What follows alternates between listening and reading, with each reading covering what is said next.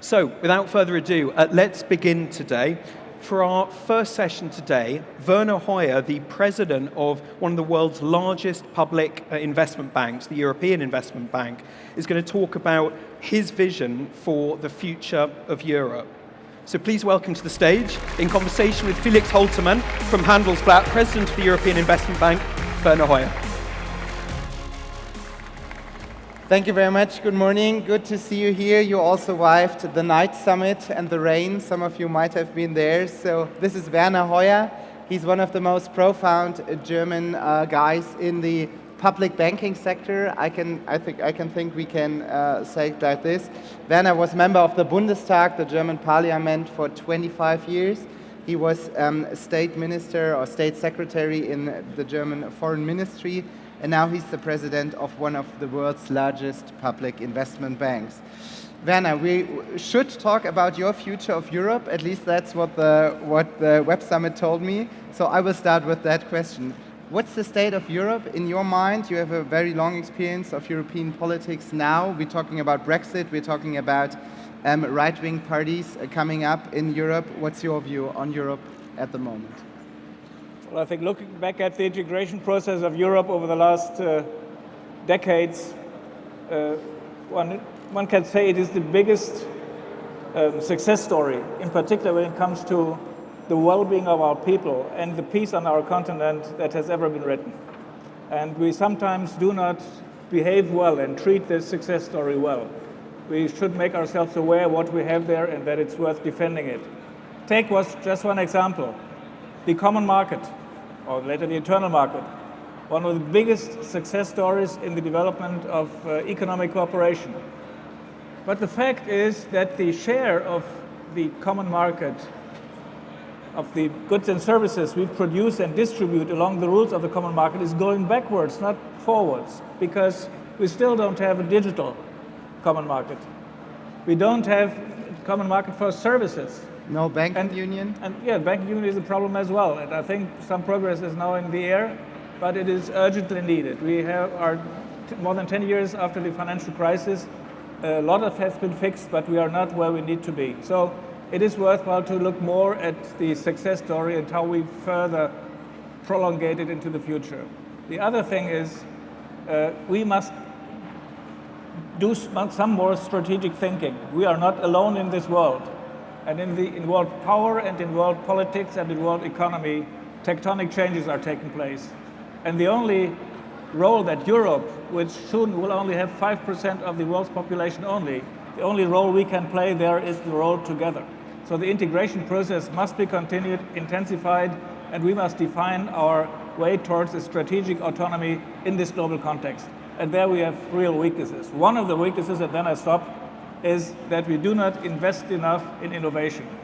And this is the reason why I'm so happy to be here, because this is one of the most exciting events I've participated in this year, because it shows the potential for making frog leap development in innovation, in particular when it comes to startups and scale-ups in Europe.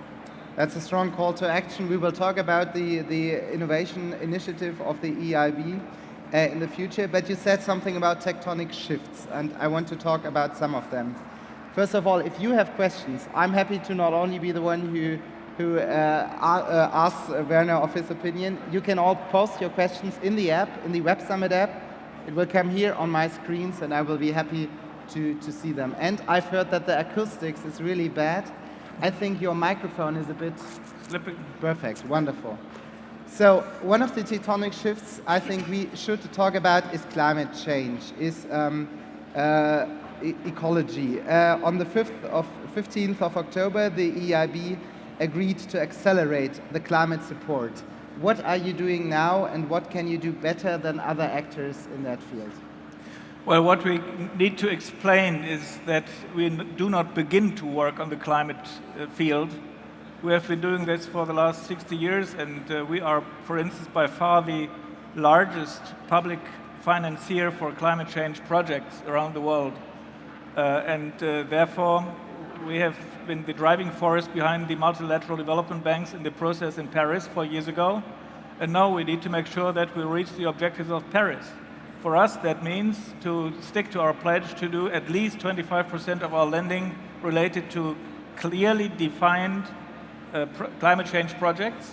We are presently at 28%, so this will So expand. out of 100 euros, 25 euros go to climate projects? Yes, that's the minimum, and we are at 28 euros, and we have pledged now by 2025 we want to be at 50%. And in addition to that, we want to collect enough money, because we get the money from the markets, not from the state, in order to be able to trigger climate change projects between 21 and 30 of $1.1 trillion.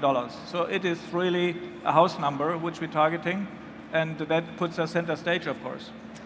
Are public banks the only ones who can do something about climate change? What about the private sector? The boss of ING, Mr. Hamers, told me that ING, a big bank from the Netherlands, now wants to to phase out their financing of coal industries until 2025. Is that a good way? Is that a way you support? How can private banks and public banks work together?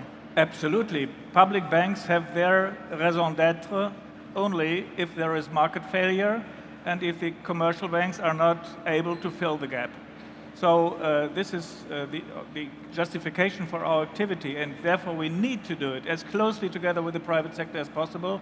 Mr. Hamers is a very good example, and ING is a very innovative bank, and they have seen that not for political wishful thinking, but for very solid banking reasons, they are not ready to invest into activities anymore, which will lead directly into stranded assets 10 or 15 years from now. Because if you go into a big infrastructure project that's based on fossil fuels, then you can be sure that in 10 or 15 years, these fuels will have reached the end of their lifespan, and then you sit on the assets and can write them off. So it is very wise decision by ING, and I've been sitting together with the CEO of Europe's biggest, all of them, biggest private banks and insurance companies. Insurers are very important here in this context as well.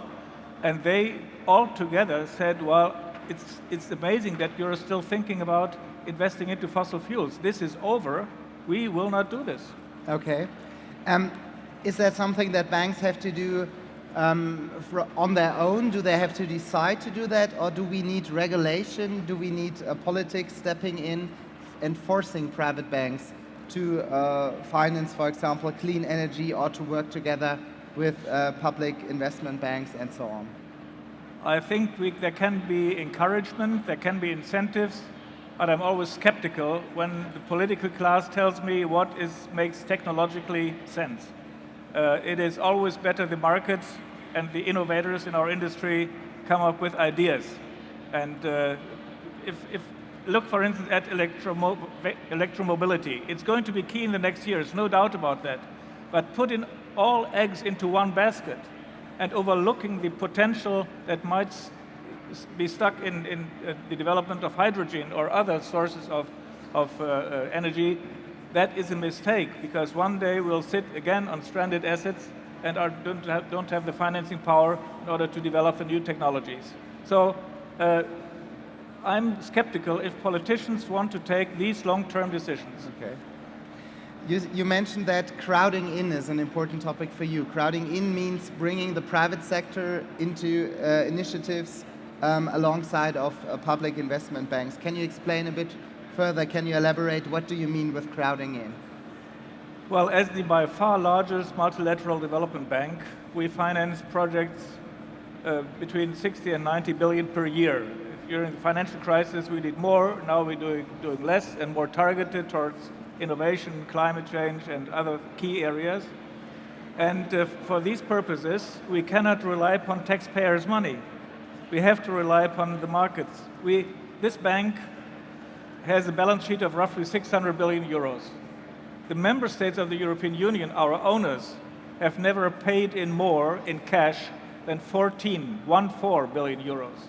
This ratio, 14 to 600, is unheard of in the banking sector. So it works only if you have the shareholder support expressed by the contingent liability that member states take for the bank, that's roughly 200 billion euro, and the capacity of the bank to lend on the capital markets. 60 to 90 billion per year is our bond sales on the capital markets. And these are private companies, these are insurers, these are central banks, and this is the way to crowd in, to attract private sector money in order to achieve public policy goals. Let's talk a bit in particular about your work, about the work of the European Investment Bank. We have the first question from the audience. Mr. or Mrs. Anonymous asks, how do you allocate the funds among the countries? How do you decide where to invest and where to not invest? We are, of course, looking at a fair distribution of our activities, but to put it quite bluntly, we don't accept quota thinking. We don't think in quotas. There are countries who make very wise use of the funds we can provide, and others are not that bright, and therefore there are big differences. And key thing is we are demand-driven. If we have a good project on the table, we check it, we make the due diligence for it, and if it's a good one, then I don't care where it is. Sometimes a lot of people say that they think the funds are not distributed fairly along Europe. We sometimes hear the narrative that countries, for example in Eastern Europe, take the money, but they don't support the European ideas. So they like to take European money, but are not supportive of Brussels, of the European Union. Is that an argument that is foul or that is right in your perspective? You have these cases, but you have them in the old EU as well. I mean, you have big differences, and we even see one of the most successful EU member states leaving the European Union on the basis of the craziest idea since Caligula named his horse a consul in Rome 2,000 years ago. So it is not only some weird people in Eastern Europe who do not understand our value thinking also, it is also lack of attention given to the European project in other countries in the West. I find this rather general allegation vis-à-vis the Eastern Europeans is not fair. What can the European Investment Bank do to get these people on board for the European idea, to perhaps spread the European idea in the countries? We have to live up and stand for our values, no doubt about that. I mean, there is the fundamental idea behind the European integration, and we are part of this process. We are part of the Treaty of Rome, more than 60 years old. So we are primary law based, and this requires us to live and show the values and principles of the European integration process. But beyond that, of course, nothing succeeds like success. And look at what has been achieved in some European countries, for instance, in the aftermath of the financial crisis. It is amazing what has happened in Ireland, in Portugal, in Cyprus, and even in Greece. Not to talk about Spain, by the way, who are on a very, very good trip. So this is something that you can show. And in Eastern Europe, for instance, you can also show the differences. Some people are extremely successful. I know all the concerns about the political development, let's say in Hungary and Poland, but the activities they have developed with the support of the EU bank is amazing. What are they doing better? What are they doing right? Poland is a success story because they have found out that it is wise, by the way, like the Portuguese have done, not to think in terms of either cohesion policy or innovation. We can show that those regions and countries in Europe who are strong with their cohesion objectives but dynamic on innovation are the most successful. Okay. We have another question from the audience. Not all available funding is used by small and medium enterprises in the EU. What's your approach to the absorption of the available funding in the EU market? How do you make sure that the funding you have is used by the enterprises, by the states in Europe? Well, I must say we don't have an absorption problem. Okay. We could do a lot more with SMEs. However, SMEs is not our sole raison d'être. As I said, innovation, climate change, these are activities which sometimes take place also in big companies. But of course we know that the SMEs are the backbone of our industry, our economies, and we have a problem there. Because other than in the United States of America, for instance, you don't have a capital market culture which makes it easy for a young startup company to get access to the capital market. Or even worse, when they want to grow, you need to scale up, they have a specific problem to be active in the markets, and therefore I think there is an obvious, objectively a market failure which justifies the intervention of a big public bank. So I'm highly interested, and this event motivates you a lot in this respect, by the development of a startup culture in Europe. We are late, but we are coming. But when it comes to scale-up culture, we still have a quantum leap ahead. Okay. We have another question from the audience that's fitting very well to my questions. What are the preferred fields for supporting? Let me frame the question a bit differently. In former times, investment banks had to invest in streets, in roads, in railway tracks, perhaps in new technologies. Now you also have to invest in gender diversity, in climate action, and so on and so on. Do you think that your mandate is growing and growing over time? And when do you come to some limits? Can you support everything? Can you invest in everything? Or do you also have to draw some lines here? No, of course you cannot invest into everything. You have to put your potential activities into the context with the public policy goals that the European Union has. And there, for instance, however, you must see that the equal opportunities is a big objective of the European Union, and therefore make it easier for disadvantaged parts of our society. And so far, many women are disadvantaged when it comes to the access to finance. There we have to do something. From that point of view, it's totally justified to do this. And you take, for instance, our activities outside the European Union. They're even more visible in Africa, which will be our key challenge for this century, in my view. There you can see that the frog leap development that is needed for Africa to jump over hundreds of years of economic and technological development will only be possible by attracting and mobilizing the female potential labor force. And therefore we invest consciously in activities which are supportive for innovation in Africa and at the same time gender equilibrium. Take an example. I just was in Ethiopia on the fascinating thing where we have mobile telecommunication projects which allow women which normally don't ever have the chance to access a bank teller or a bank outlet because they would have to walk 300 kilometers in the sun to use modern telecommunication, which is all of a sudden available everywhere in order to develop a small business and have a bank account with a bank which is 300 kilometers away. These are things that allow us to make big progress, and that is needed in Africa, where we'll have at the end of the century 4 billion people from a little over 1.5 now, and at the same time labor productivity will increase, so that means rather fewer jobs than more. So we better invest more into Africa. Again, here, Portugal is the best place to get rid of this message because the consciousness for Africa in Lisbon is higher than in any other capital in Europe.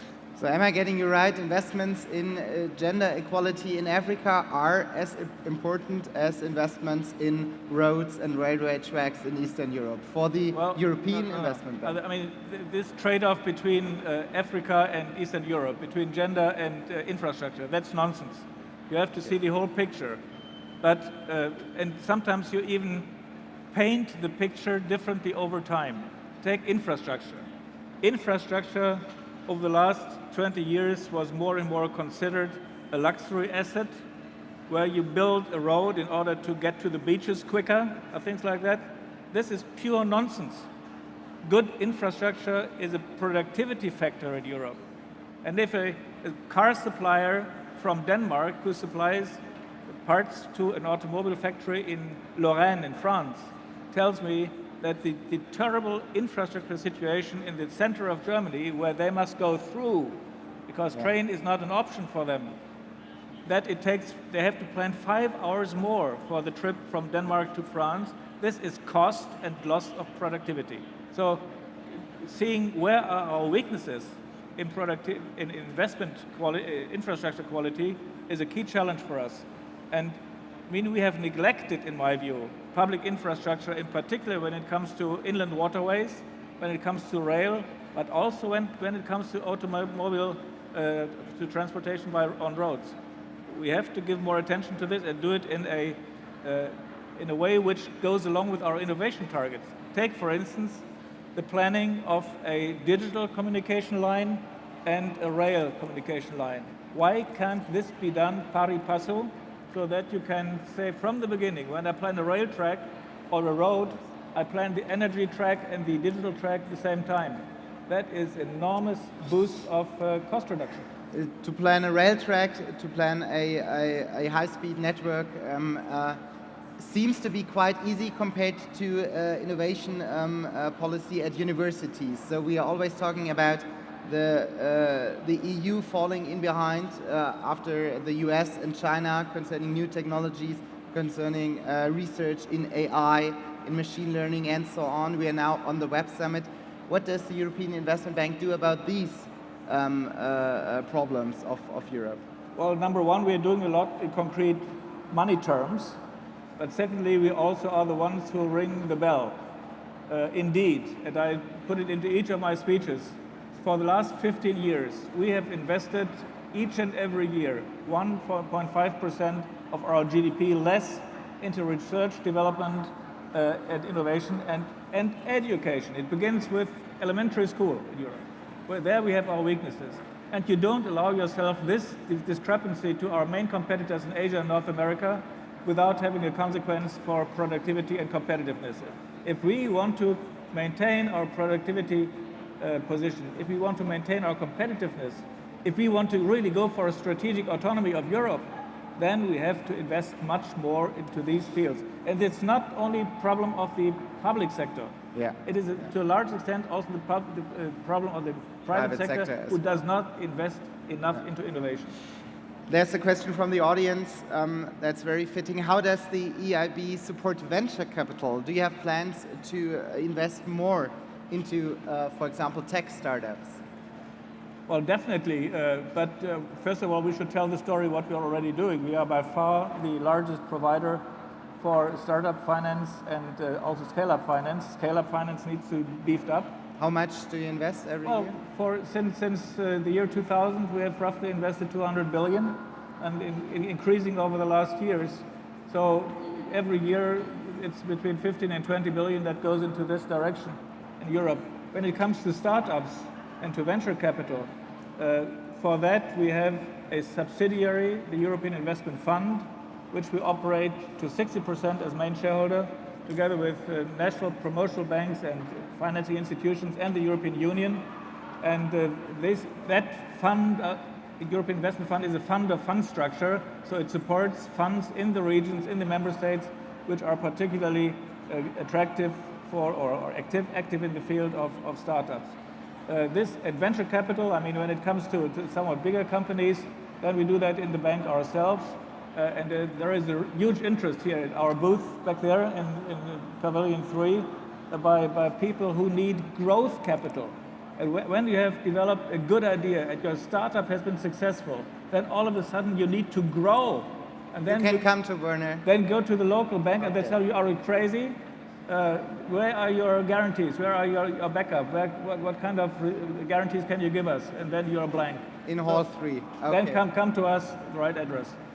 Wonderful. So there's a looming threat over the future of Europe. It's called Brexit. And there's also a question from the audience. How will the departure of the UK from the EU impact the finances of the European Investment Bank? And also perhaps, and that is our last question, I think, how will it impact the future of Europe in your view? It is a terrible decision. I said this before, but probably it will come. I mean, the rumor persists that they one day want to leave. We don't know. If they really leave, the key question for the bank is that A, we lose a very important innovation partner. Secondly, a very important partner for development policies. The United Kingdom has always been very supportive for development policies. But thirdly, we lose roughly 3 billion euros of cash in from the Brits, which we will repay over the next 10 years. But we will also lose 36 billion of callable capital that has to be replaced. And since March or April this year, we have the decision of the other 27 to take over the British shares of callable capital. So we are out of the woods, but still, it is a crazy decision in my view. Okay, we're running out of time, but no question should not be answered. What is the reason, as someone is asking what is the reason of your decision to sell the whole share in the Istanbul Stock Exchange? Is that right? Or no idea. I've never heard about that. I have no idea. It might have happened, but that's Okay. a portfolio decision that is not related to the very fundamental questions that we have to discuss with our business in Turkey. We have an enormous exposure in Turkey, and we have reached the limits there, so it can have something to do with that. And political considerations now are coming more and more to this. But the concrete case is not on my screen. Okay. Werner, thank you very much for taking the time. Thank you. It was a pleasure. Thank you.